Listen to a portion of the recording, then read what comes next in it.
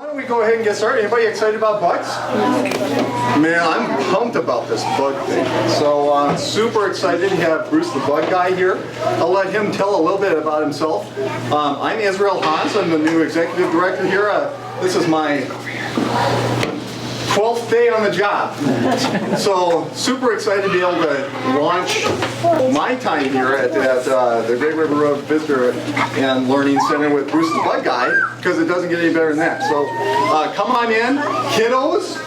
Come right on up front so you can get close to the bugs. Okay, and then we'll find spots for all the parents and grandparents and anybody else way in the back here. We'll push all the adults in the back. All of you kiddos, come right on up here. Super excited, so glad to have you guys here, and looking forward to doing a whole bunch more cool programs. So I'm going to hand it over to Bruce the Bug Guy. Thank you for being here. Thank you, Israel. Well, it's good to be here again, and I'm glad we scheduled an indoor show today. Most of the time when you hit October, usually it's best to schedule indoor shows. Of course, I did a festival once where it snowed in the morning in late October. Do bugs move around very much when the temperature is near 32 degrees? No, they're super slow. I had to put them in my pockets. I had to bring extra hot packs and extra coolers and keep moving them in and out of the coolers so they could warm up. A lot of extra. But anyway, glad you're all here today. And hopefully you'll have fun and you'll learn a few things in the process. Okay? I like to involve my audience in the show as much as possible, which is why I have you guys sitting right up front. Okay? Because I do have a bunch of live bugs. Okay? I have one really big, beautiful moth that lives right here in our area. It's called the Cicropia moth. And I've developed some techniques where I can use them pretty much from early April all the way to early November. Even though under normal conditions they only come out in June and July. Okay? So you get a chance to enjoy them. Now, I also have some big, slow cockroaches.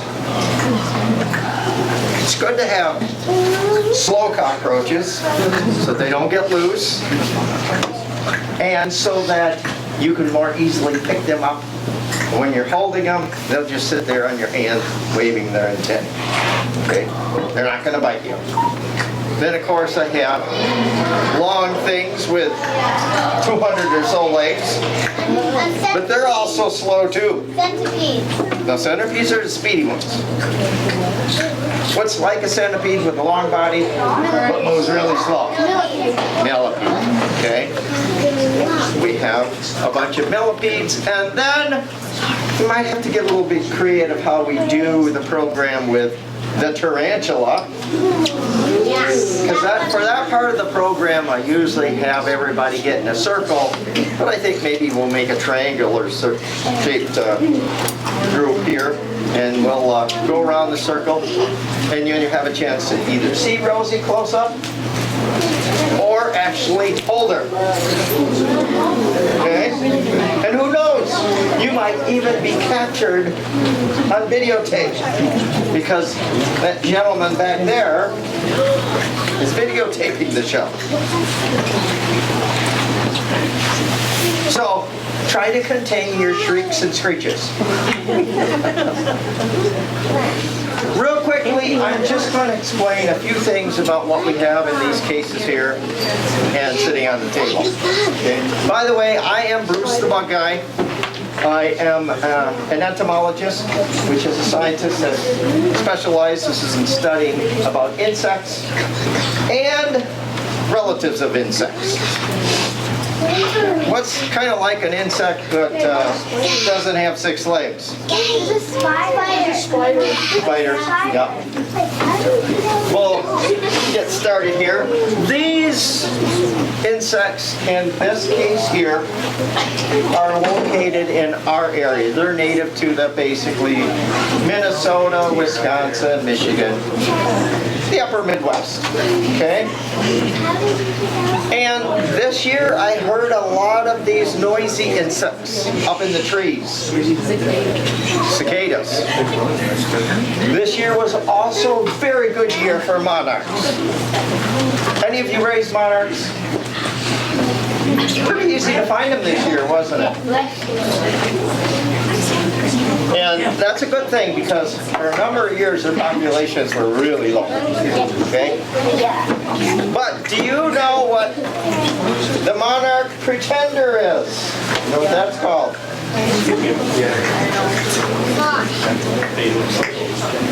Starts with a B. I heard it. Somebody said viceroy. And then there's tail butterflies, all different kinds of moths, giant water bugs, all kinds of cool stuff out there. But look like? we've got a group of cicadas right here. We've got both the nymphal skins, which are the shells that are shed when the nymphs crawl out of the ground and develop into adults, merge as adults. And then we got some adults as well. They're one of the noisiest insects in the world. They're specially designed so that they can amplify their sound in their thorax, or their chest area, okay? Now, we're gonna move on to the next case, point out a few things there. This is a favorite case with a lot of people, okay? These are the butterflies and the moths from all over the world. And for the moths, which there are 10 times more than butterflies, I chose this really cool group. They're the Saturniids, or the wild silk moths. And we have a number of them right here in our area, okay? We've got the Cecropia, we got the Polyphemus, we got the hickory moth, there's the Luna moth, there's the Promethea, but hardly anybody knows they're here because they're only out for a couple months earlier in summer. They only live 7 to 10 days, and they're very good at hiding in the daytime, and at night is when they fly, generally between about 10 o'clock at night and about 4 in the morning. And that's when most people are sleeping. So, I bring these out and people say, where are those from? And I tell them from right around here, and they don't even believe me. Now, I have a bunch of live ones that I'll bring out in a little bit, and you'll be able to hold them. Okay? Now, you don't have to worry about them flying because most of them are females, which are poor flyers, and they're nocturnal, so they prefer to be sleeping and resting during daytime hours anyway. Okay? Now, anytime you introduce the subject of insects, you have to talk about beetles. That spider is really friendly, isn't it? Yeah. Almost as friendly as my Rosie. There it goes. Anyway, the beetles are the biggest group of all the insects by far. Okay? And here, I just kind of handpicked some that I wanted to kind of showcase. Here we have some Goliath beetles, which are the heaviest insect in the world. They live in West Africa. Here we got some horned scarabs, like the elephant beetle here from Central America, the Atlas beetle from Malaysia. Here's a beetle with unusually long front legs. That's the male harlequin beetle from the Amazon rainforest. That's what the female looks like. We've got beetles that are shaped like violins. There's beetles that look a lot like bees and wasps. There's a lot of beetles that look like spiders. And then there's some really kind kind of odd-looking beetles. Beetles with big noses.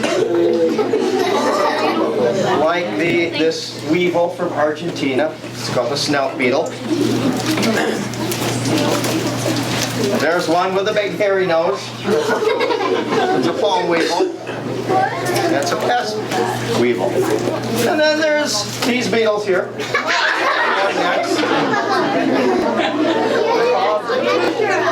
They're called giraffe beetles. This one's all black. Sometimes they have very colorful bodies.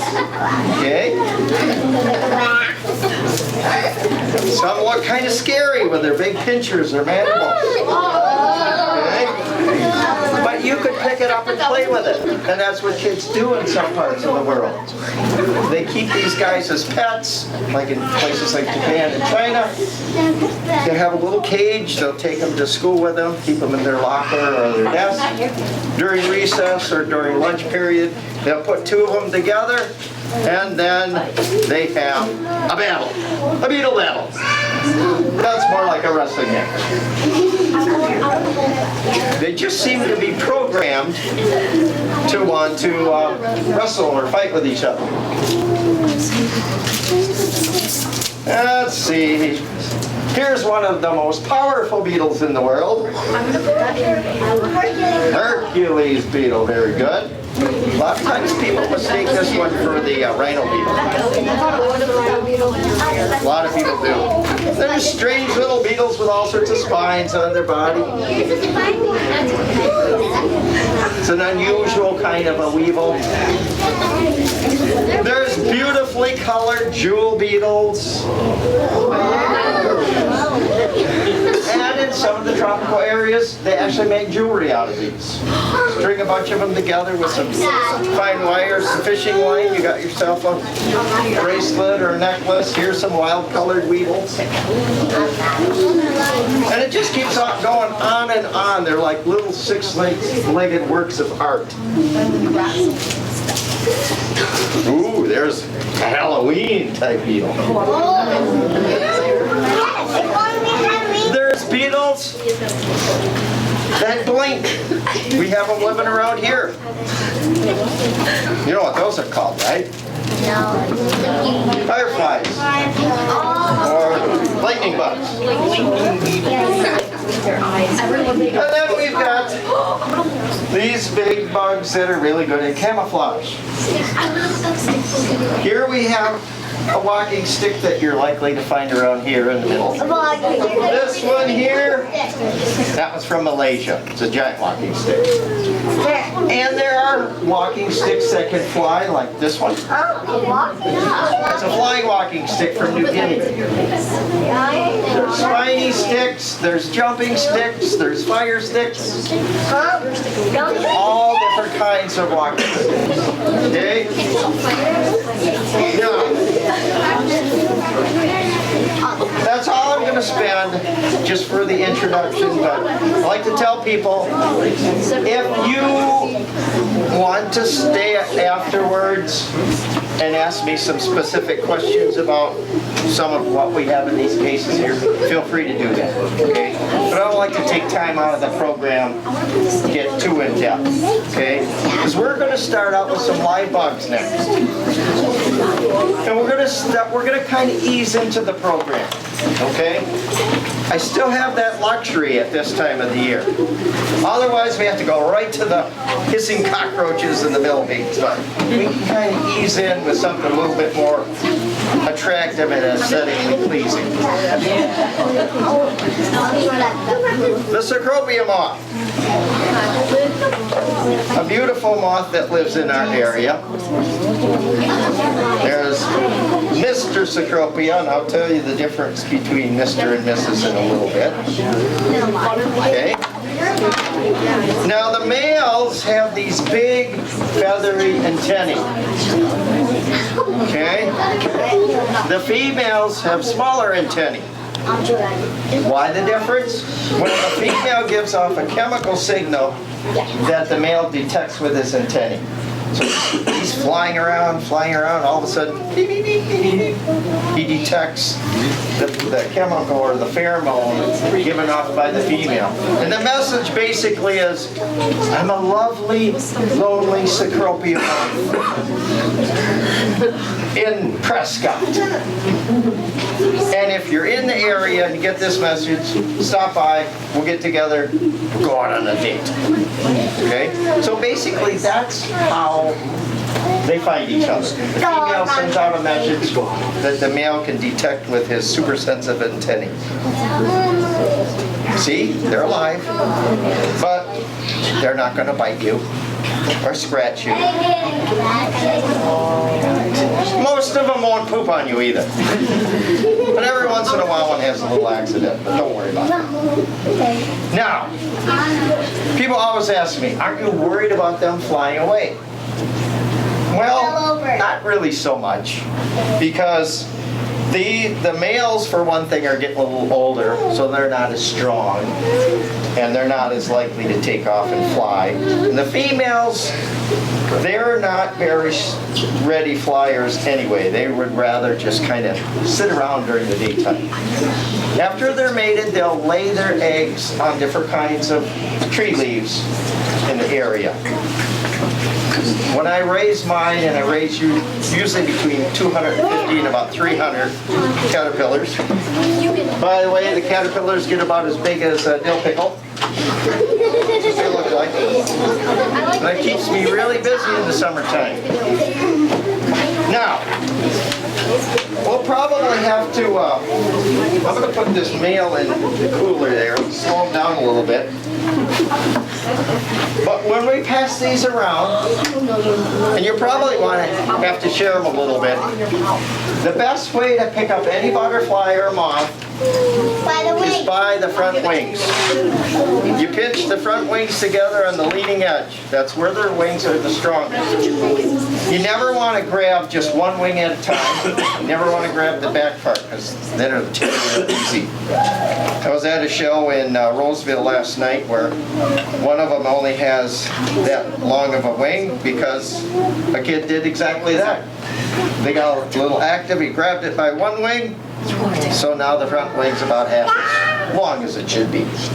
But it's not going to hurt it really, it's not going to bleed out or anything, because with their wing broken off, it's kind of like getting your hair cut or your fingernails or toenails clipped. Okay? Now, we're going to pass some around. I got plenty. So if you want one, just put your hands up like this. Keep in mind, these live around here. If you do see them, you'll probably see them during June and July sometime in the coming years. Okay?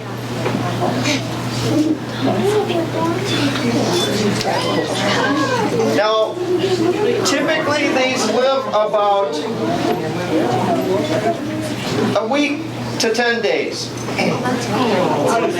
These guys were born on June, or I should say September 7th. So they're already 4 weeks old. How did I manage that? Kept them in the refrigerator. Oh boy, look at it, I got a whole bunch of lunch.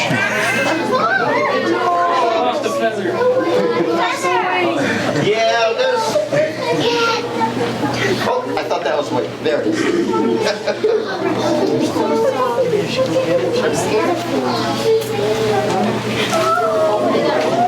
And I've got 2 jars full, so we're going to work our way around here.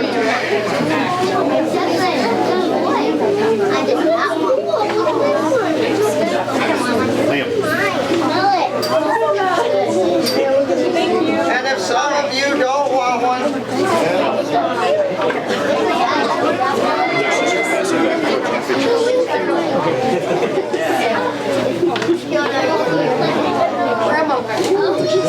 okay. See, our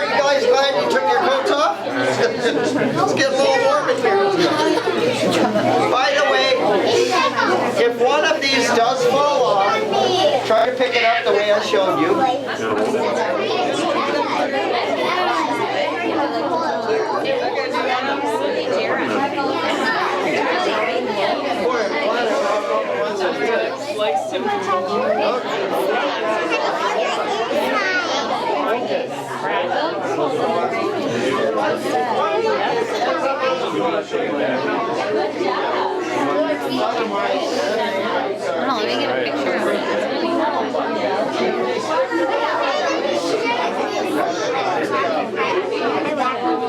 We'll let you pass them around a little bit.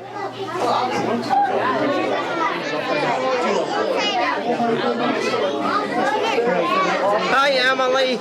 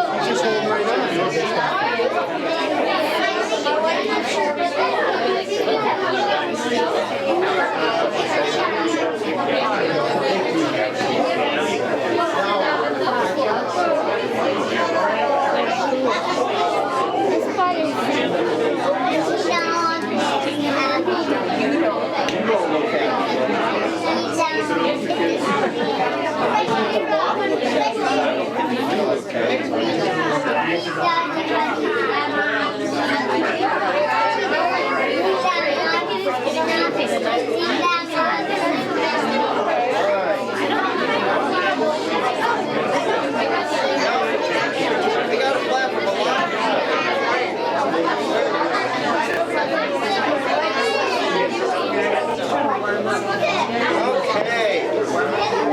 You guys are being very helpful. Thank you. Yep. See, this is. Yep. All right. Now, a lot of butterflies and moths would not work for a show like this. If we tried to do that with monarchs, or say swallowtails, or even these hummingbird moths, you know where most of them would be right now? In here.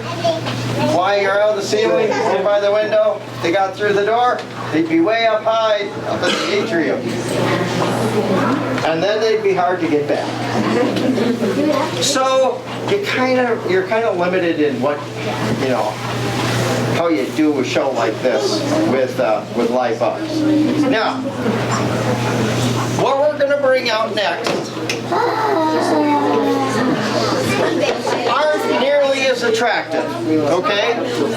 They're interesting in their own way, and they're really easy to keep under control. They're the world's slowest cockroach. Okay? You just reach in there and hang right on your fingers. Or your shirt. Don't put them on your head though.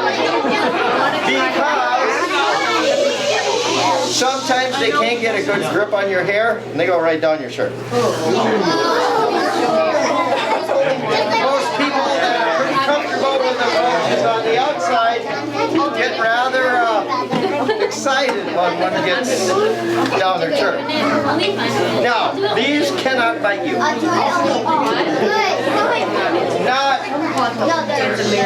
Won't bite you. They cannot bite you. They have tiny little mouth parts that they nibble on things. So basically, I feed them orange slices, apple slices, romaine lettuce, and then they get little tree cubes, so they get protein and carbohydrate in their diet. Okay. Now, these are a little trickier to pick up. A lot of kids, you want to pick them up with 2 fingers, or thumb and a finger. Most bugs you can pick up that way. Okay. These guys, it's a little harder. The best way to pick them up is to kind of use a scooping type technique. You put your thumb along one side and then you scoop with your other 4 fingers, just like that. See? Hi, I'm the bug guy. How about a hug?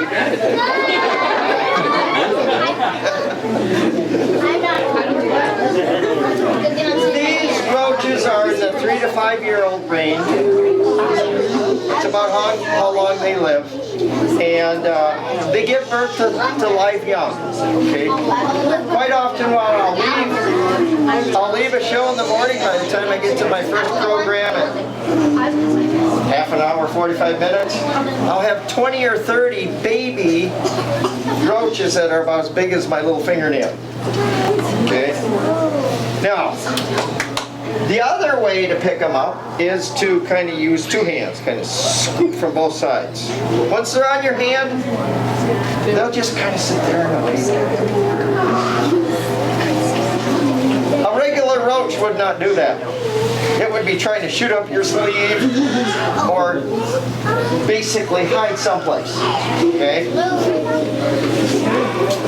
And those are the speedy little guys that you find in the wild all over the Southland. Okay? Now, when you're done with them, don't just turn them loose on the floor. Put them back in the box. Now, sometimes people get excited when they want to put them in the box and it won't let go. So here's the best way to do it. You just put your hand on the bottom of the box. They'll feel that it's safe to let go, and you just give them a little nudge and they'll come off. Now, it's nice and warm, so these guys are moving around nicely.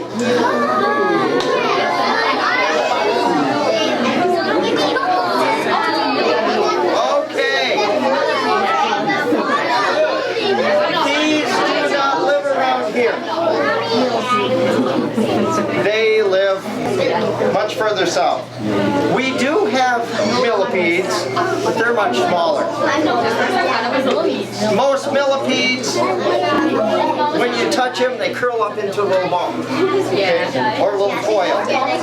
So they're only self-defense because they're super slow. Whereas the centipede can go speeding away on its long legs. Millipedes are not speedy. Of course, these guys are predators. It's an advantage if you're speedy, if you're a predator. These guys eat plants. You don't have to chase down your plants. Okay? Now,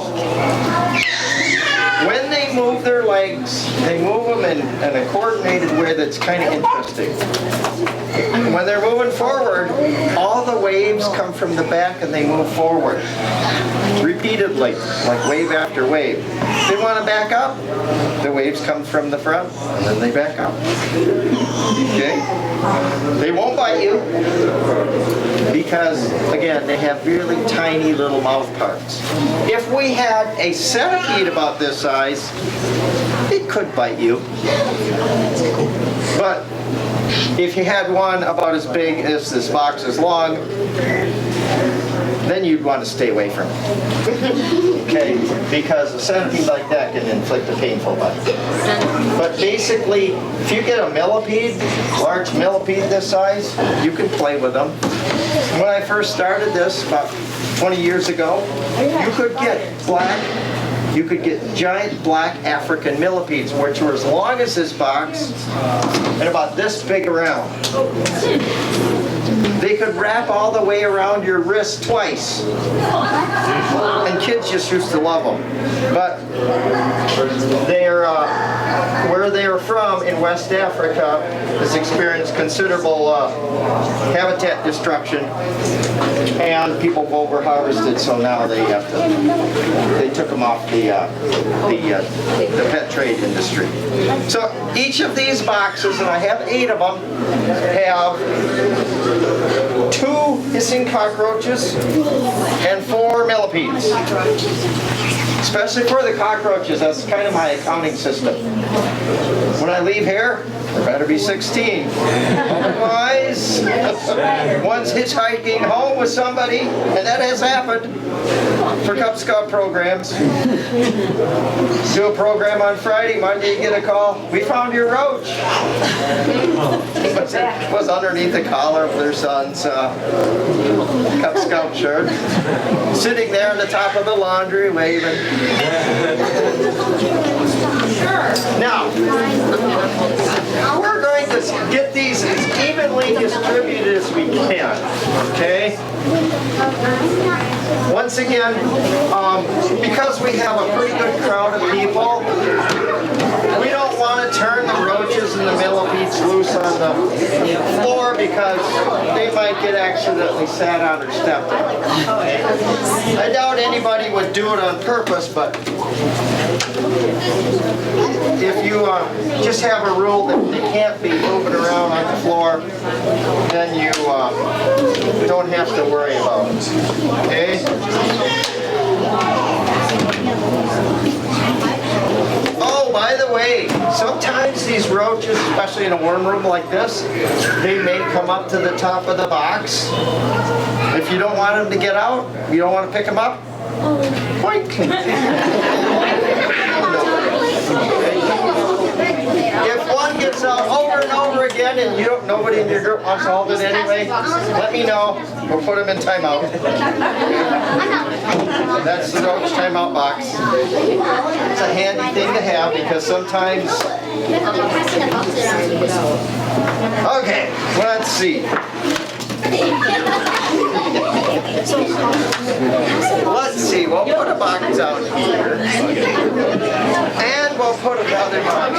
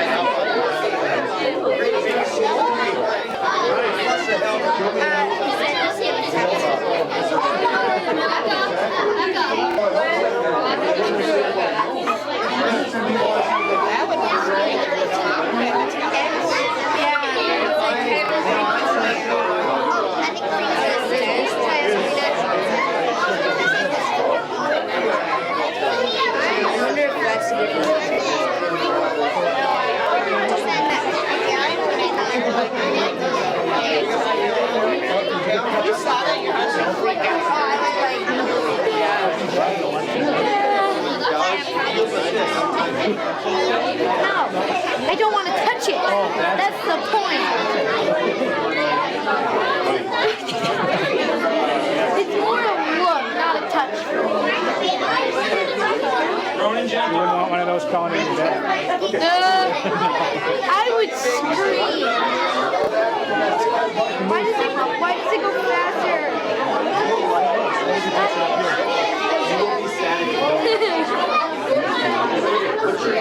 See your head. I wouldn't want one of these just sitting on top of my dryer machine and then I come in and I'm like... Right. You got one too. Pretty cool.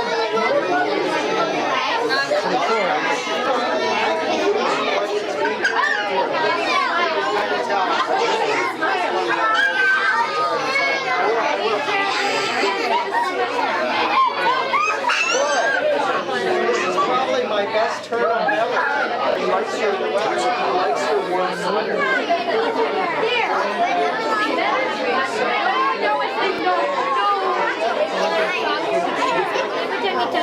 Okay, folks. If this was the last part of the show, I would love to hear it. You guys are a great audience. I don't even think I heard any screeches or squeals. It was too loud. You're all bug lovers, right? Now, some of you may want to learn about and see a tarantula, but not everybody may want to hold Rosie the tarantula. Okay? But I have selected a very well-behaved tarantula. It's a rose hair tarantula. Of course, I could also probably pick Mexican red knee, but they're kind of hard to come by these days. They're really expensive now. Curly hairs work pretty good too. Striped knees, they're my third choice because they're a little speedy. They've been known known to run up people's arms and jump on people's laps. That kind of if they do it to the wrong person, then you scar them for life. But anyway, we're going to first talk a little bit about spiders. Okay, they all have 8 legs. Almost all of them have 8 eyes. There's a few that have 6. One that has 6, which helps you distinguish it from all other spiders that look similar, is the brown recluse or the fiddleback spider. Okay? And I have been sent a lot of spiders, either at my shows or people have taken pictures of them for me. And I have not yet identified a brown recluse of anything that's been collected around here. Now, it's not to say a few don't show up here and there because they come in on shipments and whatnot, but we have winter here that kind of cleans the slate again, especially winter like last year, where you have minus 32 degrees for a couple days. So here, if you see a spider like that, was probably a grass spider running around here. You guys didn't get too freaked out about it, did you? Because we don't have any highly venomous spiders that live here. They all have venom in their fangs, but it's only weak, really only acts on small things like insects. The only 2 highly venomous spiders we have in the United States are the brown recluse, which I mentioned, and the black widow, and neither of them live here. And we don't have scorpions. Okay? What are scorpions? Scorpions are, well, here we got 2 of the largest scorpions in the world, black emperors. But these guys you could pick up and hold, play with. What? Years ago when I had a bunch of them, I used to do that. Every once in a while they pinch somebody's finger, let out a howl, but that was just because it startled them. They have such weak venom, they seem to know it's not even worth trying to sting, so they don't. Especially the adults. Now, little guys are the ones you have to worry about, like these little guys here, like the bark scorpions that live in Arizona and West Texas and places like that, Southern California. It's a good idea to get in the habit of shaking out your shoes and slippers when these guys are around. Because the time you forget, you put your foot in your shoe and get stung in the big toe or something. They're not going to kill you, but they definitely can hurt. Question? Yes. It's a real scorpion, bark scorpion that's embedded in some plexiglass. Okay? Now, about spiders and their eyes. These 2 spiders live around here. They're built very differently. This one builds a big web. It's called the marbled orb weaver spider. And its eyes are tiny. Because it doesn't really need its eyes to catch prey. The web does that. This guy does not build a web. They can produce silk. They'll usually have a little drag line trailing along behind them in case they misjudge a jump and it catches them. These guys actually stalk their prey and pounce on it. And the male jumping spiders are very good dancers. You know why they dance? Impress the lady spiders. If they're really good dancers, they might go on lots of dates. Otherwise, if they're not very good dancers, they might get eaten. Now, so it's not just the black widows, females, that eat the male spiders. It happens in quite a few other spiders as well. Okay, now we've come to the point where we're going to bring out my rose hair tarantula. Her name is Rosie. She's in that 8 to 10-year-old range. They female rose hares quite often live to be 15 or 20. Okay, so I'll probably get a lot of use out of her, providing we don't injure her. And I always take precautions. Whenever I handle my tarantulas, we try to do that seated, especially on a carpeted surface, which is what we have here. Okay? I always get really nervous when I'm on a cement floor or a hardwood floor, but we don't have to worry about that today.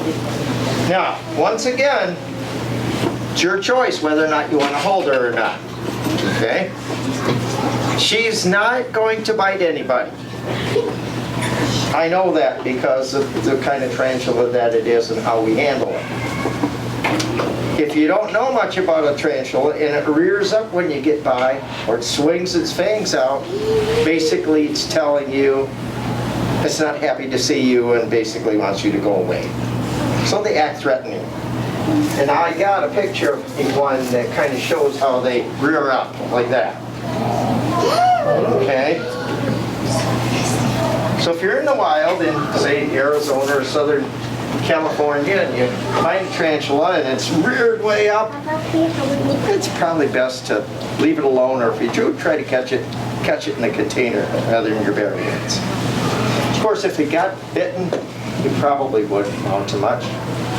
It would hurt a little bit. You get a little swelling around it, but that would be about it. I know that because I've gotten bit by a number of them. Okay, here's Rosie.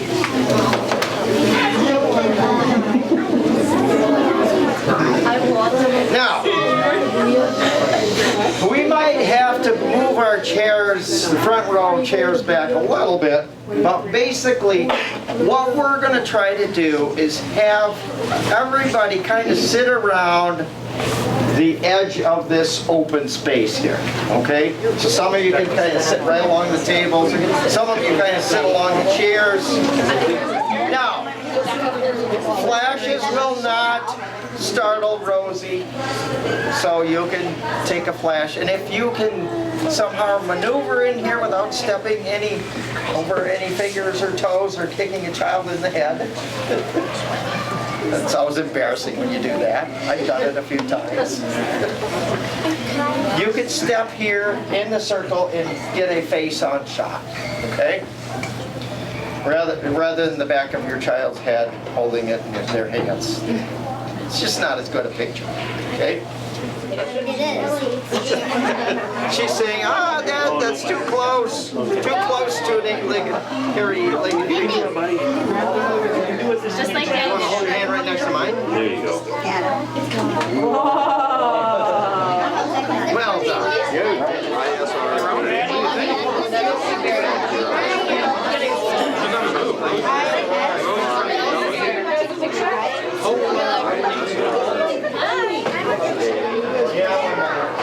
My daughter's son used to assist me with that.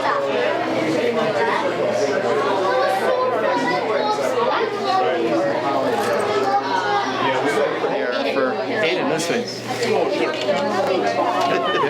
Aiden's just getting his There we tail. go. Okay, Mom, oh, I need a pet. Thanks for coming, everybody. Thank you very much. That was very Oh, you're welcome. Oh, I know a lot of people. They would love to take her home. I just tell them they'll have to go buy their own. I can't afford to part with her. I can't afford Oh, it varies. It varies where you buy them and how big they are. You're welcome.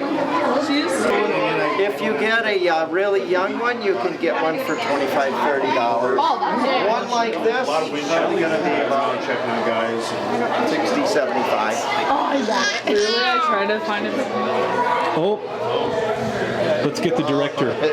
That's not going to work. Okay.